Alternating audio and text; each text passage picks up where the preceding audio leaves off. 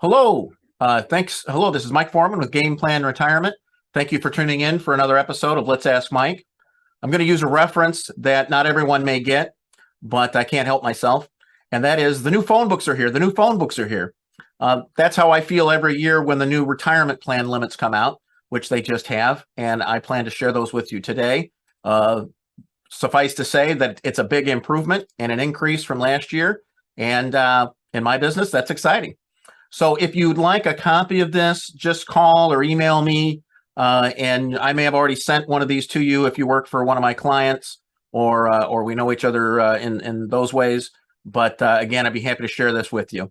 So what I'm talking about is the amounts that you are able to contribute to a tax benefited corporate retirement plan and also IRAs.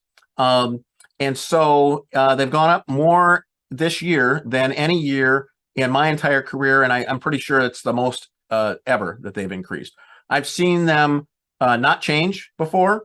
I've seen them go up by $500. I've never seen them go down. I suppose that's possible, but this is the biggest increase I've seen, and so that's exciting.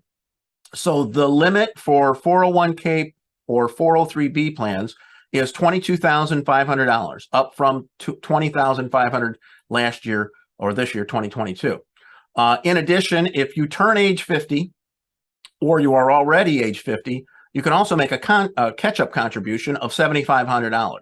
So if you're age 50 or older or turn 50 in 2023, you'll be able to put away $30,000. If you're under age 50, you can only put away $22,500. But both of those are increases, and you could even contribute that all to a Roth source if your corporation, if your plan has Roth as an option. If not, maybe connect them with me and we can fix that. Or you can do it on a pre-tax basis and reduce your taxable income. If you need help with trying to figure out which is best. A lot of people do both. Whatever scenario fits best for you, you can take advantage of it all the way up to those limits, depending on some things we'll talk about in a minute. So the contribution limits, which includes all sources, so matching, profit sharing, that sort of thing, is $66,000. Don't run into that too often, but you do run into this highly compensated employee threshold. If you have a traditional plan, they will test the contributions of the highly compensated group and the non-highly compensated group each year. And there can't be too much of a discrepancy between the two.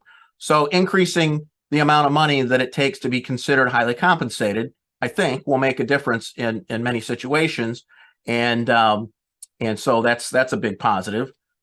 Similar type tests affect the key employee threshold, things like top heavy, the annual compensation limit, not a maximum on the amount of money you can earn, make all the money you possibly can.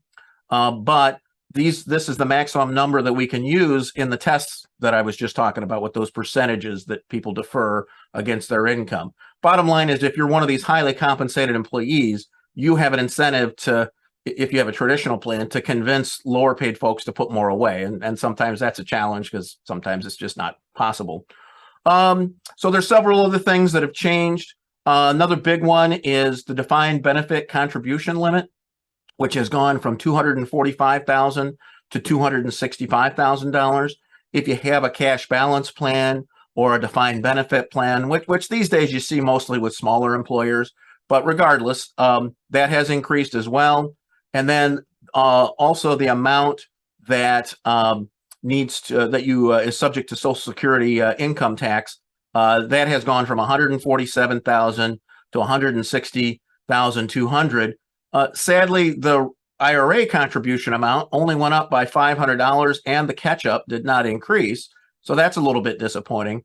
But for retirement plans, the changes are pretty dramatic. So thanks again. The new phone books are here. Thanks for tuning in to Let's Ask Mike. If I can be helpful with this or anything else, please let me know. And I appreciate you tuning in and hope you're doing well. And thank you again. Bye-bye.